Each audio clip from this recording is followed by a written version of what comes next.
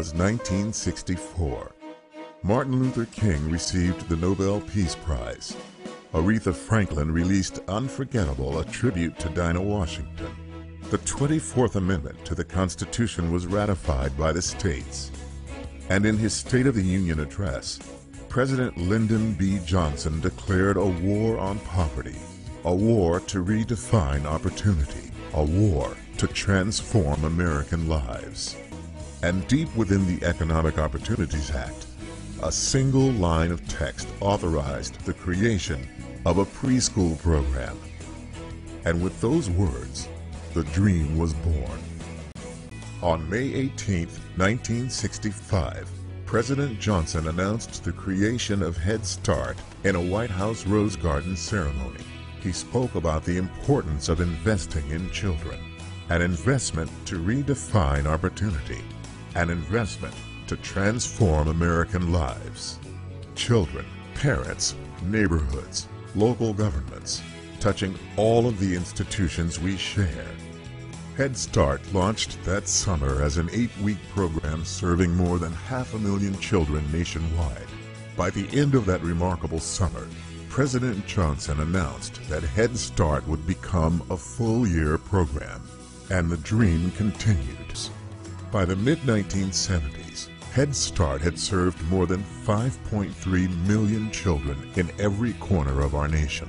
In 1975, the first Head Start program performance standards outlined guidelines and expectations for all Head Start programs, and the dream expanded.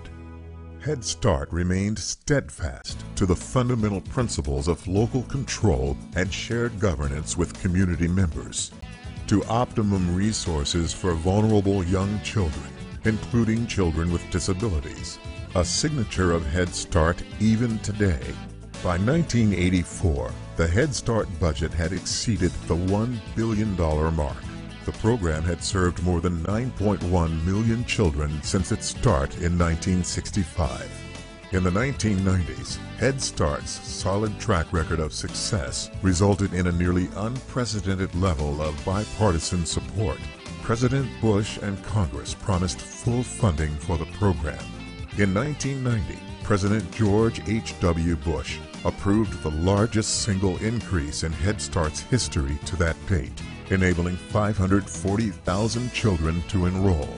The landmark Head Start Expansion and Quality Improvement Act passed, and the 1994 reauthorization created new opportunities for Head Start to lead in early care and education. To this day, typically 26% of staff members are parents of a current or former student, and nearly all children receive health screenings and dental exams.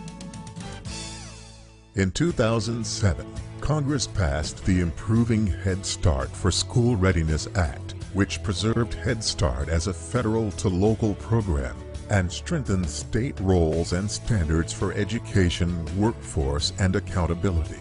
And earlier this year, refocused with new leadership, increased funding, and relevance found in the science of early education. This one. Let's see. This one. All right. People should become advocates for Head Start because Head Start, I believe, is the greatest investment in early childhood education in the country. 8 square window panes. I am the biggest supporter of Head Start because I am a former Head Start parent and I believe in Head Start.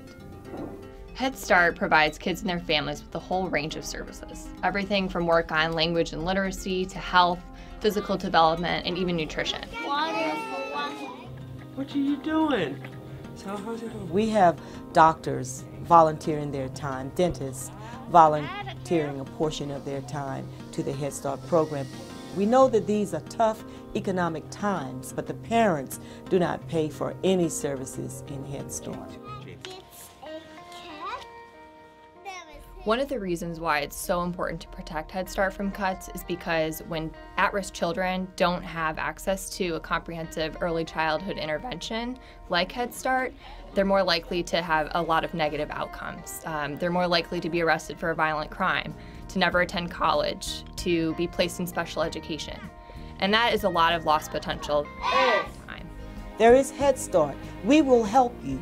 We will hold your hand if we have to, but we also want you to be prepared like the little eaglets to fly, because we will empower you to be able to find those resources that you need to help your family become self-sufficient.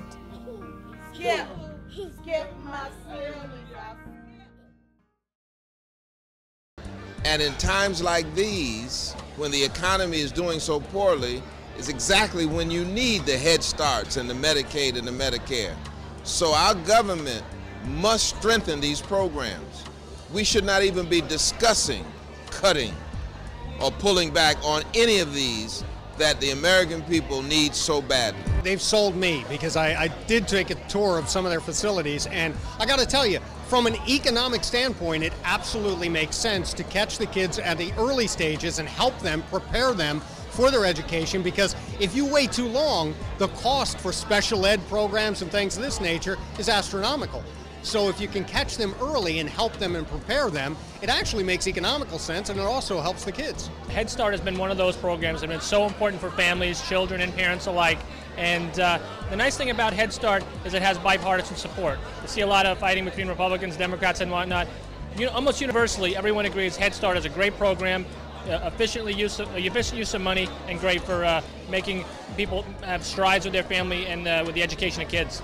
Nobody does that more richly than Head Start.